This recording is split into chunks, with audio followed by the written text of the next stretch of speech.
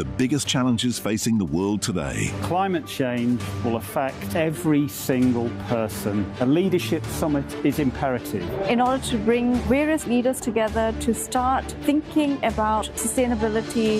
Observing stringent safety measures, business leaders and decision makers gathered physically and virtually to discuss collective actions for a green recovery. The message delivered was one of hope, that there are many solutions out there for climate change. A big thank you to all the panelists and participants at this year's CNA Leadership Summit. Organised by MediaCorp. Official car partner, BMW. Official partner, RBC, Royal Bank of Canada.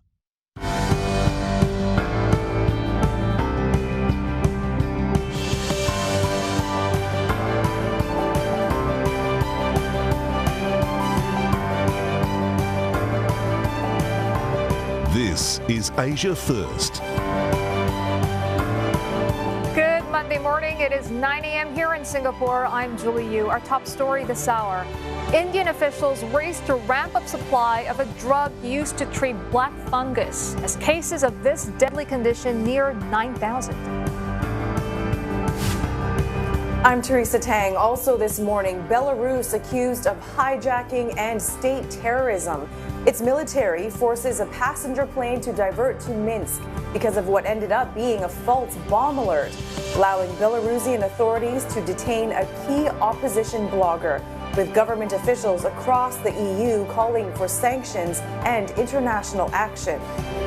Belarusian airspace is completely unsafe for any commercial flight, and it should be deemed this not only by EU but by international community.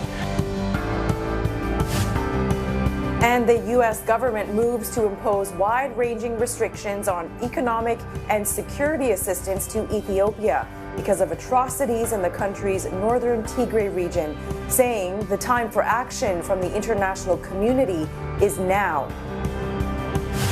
I'm Avril Hong with your business news and a very good prognosis for Dr. Copper. We'll tell you why the record rise for this major metal is expected to continue, and a wild weekend for Bitcoin as the cryptocurrency sees double-digit losses, now worth almost half what it was about a month ago.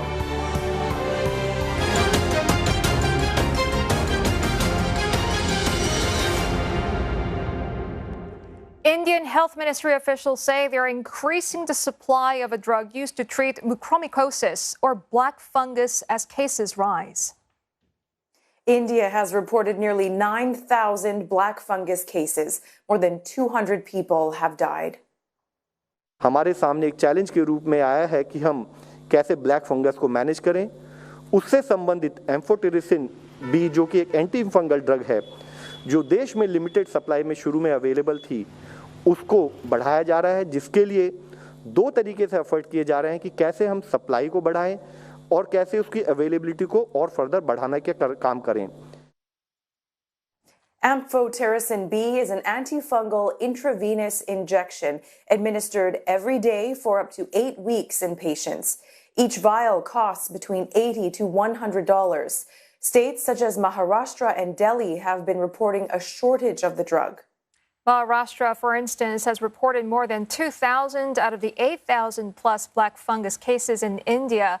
Officials say the monthly requirement for the drug has grown 100 times, from 3,000 during pre-pandemic days to 300,000. 7 states across India have declared the disease an epidemic. Black fungus is a rare infection. It affects the sinuses, the brain, and the lungs, and can be life-threatening in diabetic or severely immunocompromised individuals, such as cancer patients or people with HIV/AIDS.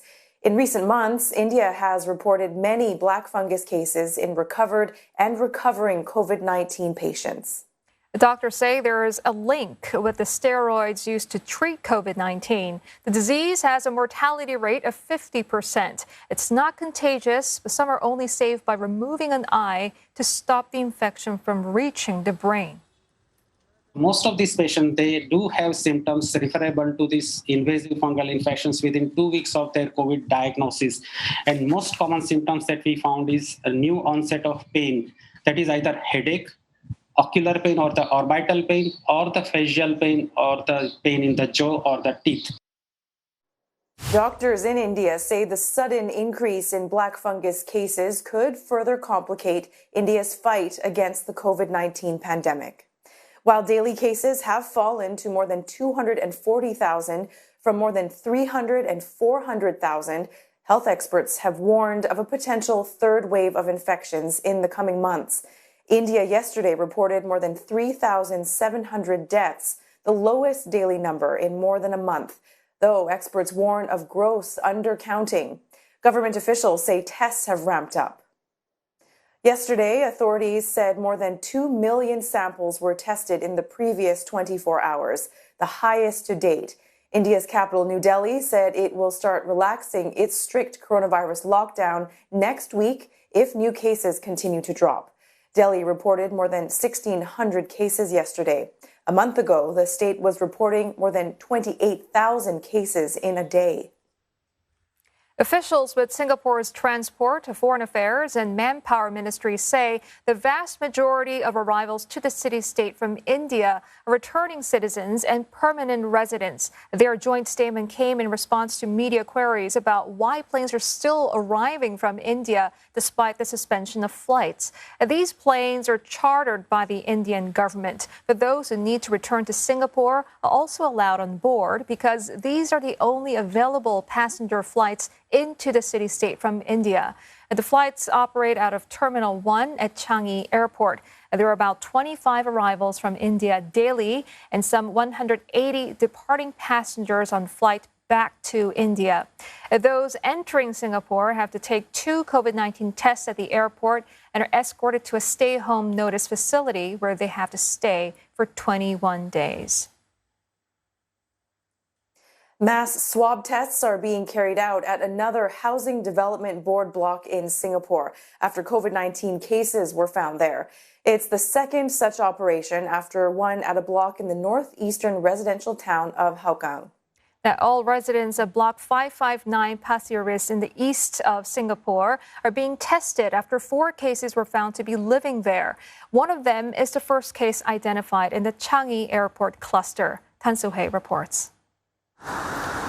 32-year-old Jin Zhe is a resident of the affected block. He was out grocery shopping at around 8 in the evening on Saturday and came home to this, a letter informing him that he's required to undergo a mandatory swab test at a nearby swabbing center. He had also received a text. Kind of worried actually, but there's no mention about who are the infected ones in our block. So we are just trying to take precautionary measures. The 4 COVID-19 cases had been reported earlier. One of them is an 88-year-old man who is a cleaner at Changi Airport Terminal 3. The other 3 are from another household.